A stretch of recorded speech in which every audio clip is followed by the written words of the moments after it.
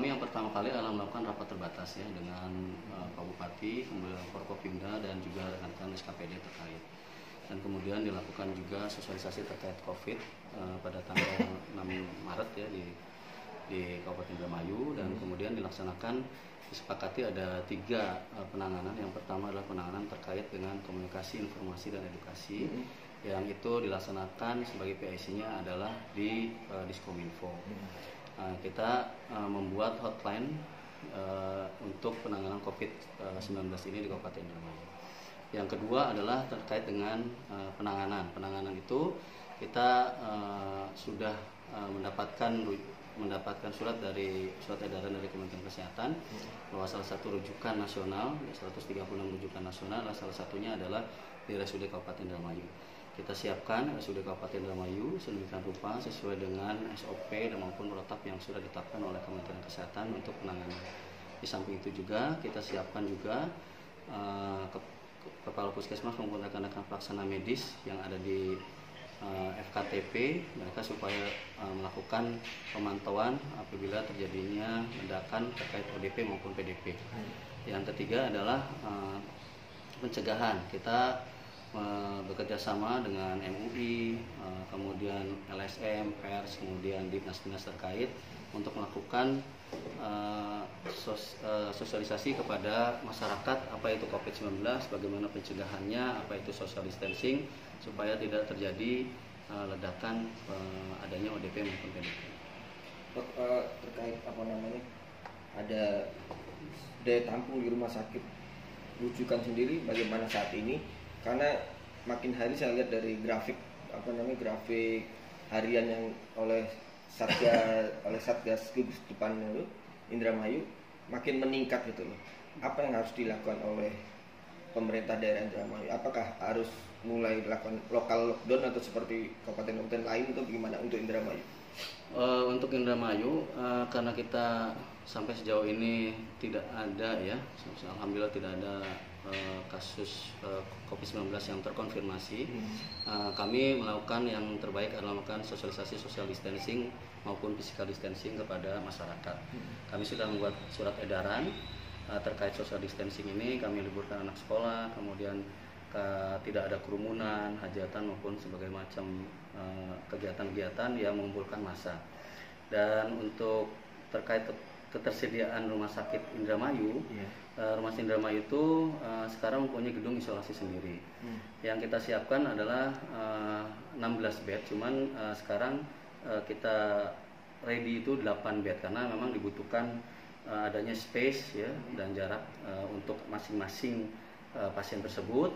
Kemudian nanti kita akan perbaiki lagi menjadi 12 dan sampai nanti ke 14 dan 16. Dan apabila terjadi ledakan juga ada selain di daerah zona merah yang ada di rumah sakit itu, kita siapkan gedung cengkir 1 dan 2 yaitu 22 bed dan 23 bed sebagai antisipasi jika terjadi lonjakan PDP. Kemudian simulasi yang kedua adalah kita melakukan atau memberitahukan kepada rumah sakit swasta untuk berpartisipasi itu dengan rumah sakit second line namanya. Rumah sakit second line ini alhamdulillah pada hari ini kami mengundang seluruh rumah sakit swasta dan rumah sakit umum daerah yang lainnya untuk kesiapan mereka menghadapi COVID-19. Berapa bed sih yang mereka akan sumbangkan untuk pasien-pasien untuk pasien PDP ini? Untuk diketahui sendiri sekarang itu seperti yang disampaikan oleh Bapak Ahmad Yuryanto bahwa sekarang sudah ada kriteria namanya OTG, ODP dan PDP. Dan di situ ada kalau misalnya dia OTG orang tanpa gejala itu sebenarnya dia itu ada gejala, tidak ada gejala tapi dia pernah close kontak dengan kasus yang terkonfirm atau dia punya faktor risiko atau dia pernah berangkat ke daerah transmisi baik lokal maupun luar negeri. Nah, kemudian untuk yang ODP dia ada riwayat panas, batuk, pilek tapi tidak ada pneumonia. Nah, kemudian kalau misalnya dia yang PDP itu dibagi ringan, sedang, berat. Nah, ini yang harus kita sepakati, yang kita sepakati sekarang yaitu dengan rumah sakit lain bahwa untuk yang PDP ringan, OTG maupun ODP itu dilaksanakan isolasi di rumah sekali lagi Isolasi mandiri. ya self isolated namanya. Jadi untuk OTG orang tanpa gejala, kemudian untuk yang ODP dan PDP ringan ya, dia panas, batuk, pilek dengan pneumonia itu cukup self isolated. Kemudian kalau misalnya dia PDP sedang ya, PDP sedang dengan pneumonia sedang, maka dia cukup di rumah sakit darurat atau kita sebut rumah sakit second line.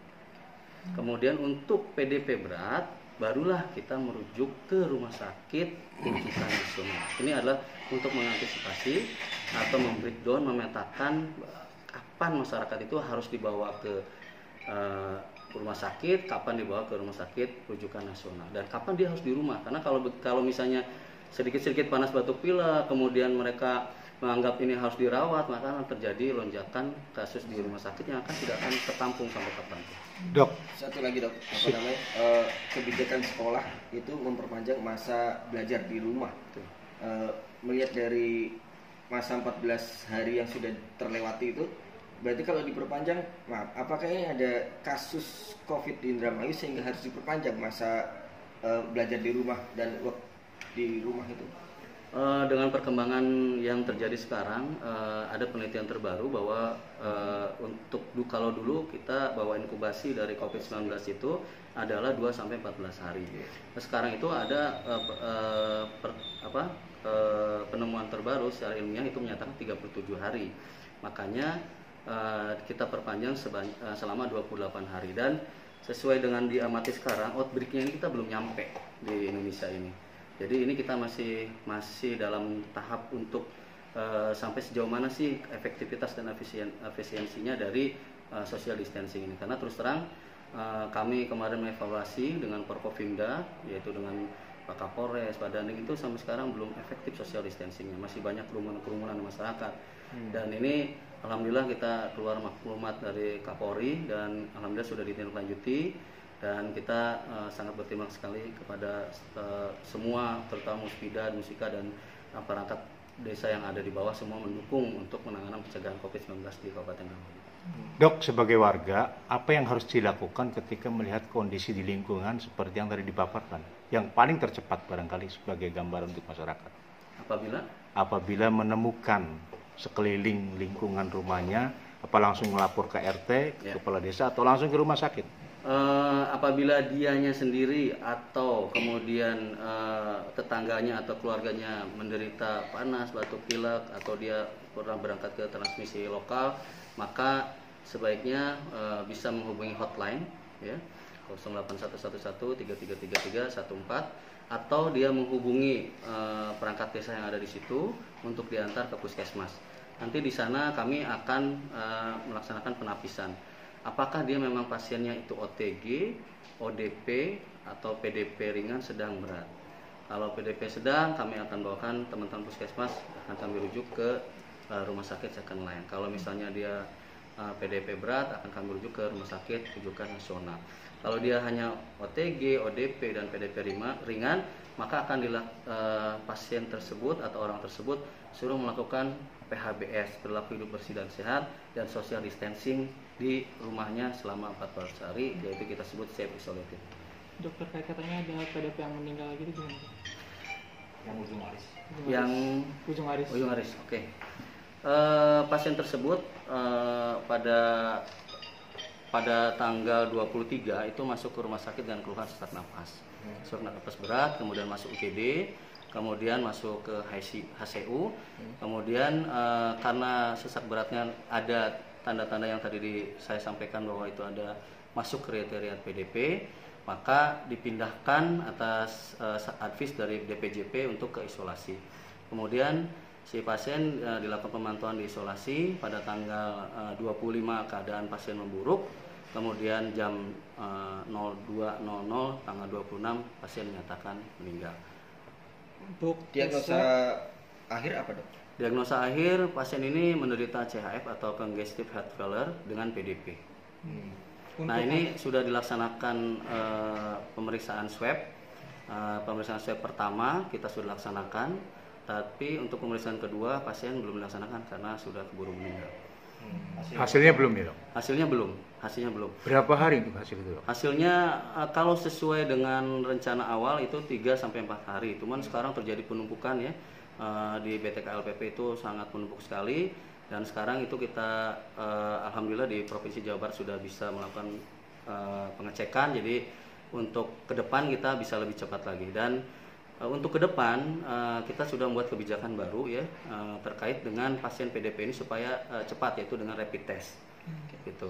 Rapid test ini walaupun ada kontroversial dan sensitivitas juga masih dipertanyakan, tapi yang kita pakai sesuai dengan petunjuk Pak Gubernur itu sensitivitas yang kita dapat adalah sensitivitasnya, dan kita tanyakan kepada pakarnya ada sekitar 80%. Ada riwayat perjalanan ke itu pasien?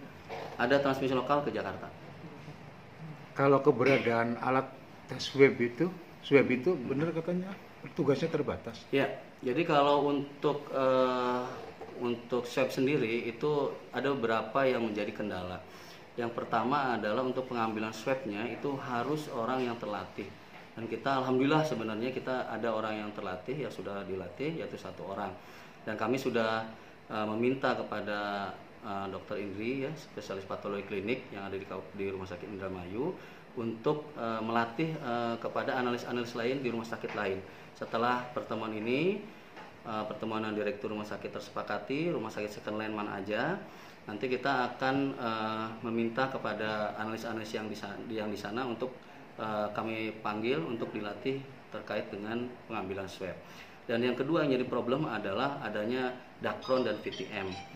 Dacron ini agak sulit juga karena Dacron yang ada itu ketersediaannya juga sangat sedikit, dan terutama yang satu lagi yang sangat vital adalah virus transport medium.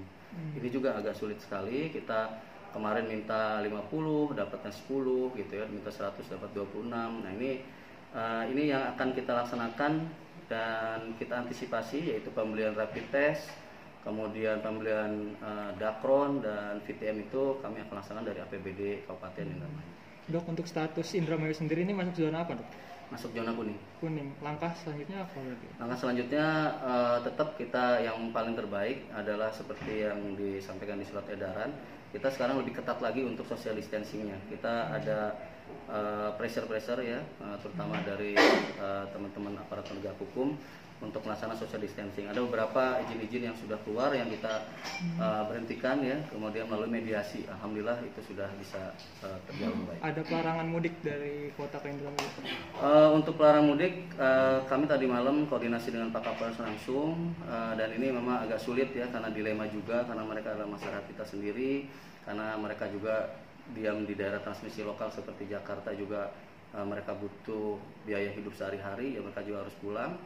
Jadi kita rencananya mulai hari ini juga ya, itu ada bis yang datang, 1 bis dari Bandung, itu ada nanti dijemput oleh teman-teman dari Kodim, kemudian dari Polres, kemudian kita untuk screening.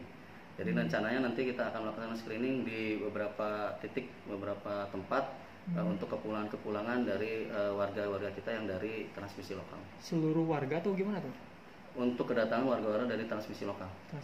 Seperti Jakarta. Bandung. Sampai saat ini dari hasil yang pertama yang baru keluar itu masih negatif, kita nyatakan negatif. Yang warga itu Ujung Aris itu? Bukan. Yang warga Ujung Aris kemarin gimana? Warga Ujung Aris kita swab 1 kali, nanti itunya sudah kami kirim hasilnya. Dok, potensi Indramayu banyak ABK dari luar negeri, sudah ada antisipasi? Pada saat rakor kita sudah sampaikan ke Distana, Pak Bupati langsung menyampaikan ke Distana untuk ada beberapa 6 TPI yang menjadi titik pantau yang akan dilaksanakan dengan ABK. Cuma sampai sekarang memang butuh kerjasama dengan semua pihak. Sekali lagi, pemerintah sebaik apapun program yang kita buat, tapi tanpa adanya kesadaran masyarakat itu dan partisipasi dari masyarakat, itu semuanya akan sia-sia. Untuk social distancing sendiri, Dok? Ya? Terkait dengan Pikobar sendiri, update operasional itu katanya sahih ya?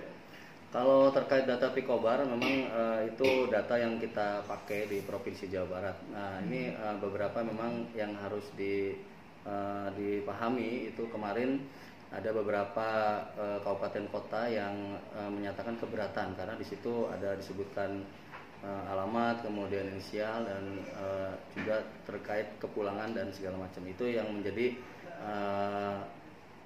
masalah, karena kalau misalnya si A dengan alamat umur, kemudian alamatnya jelas, ya, maka nanti akan masyarakat mudah melacak, ya, dan ini adalah menjadi masalah sosial.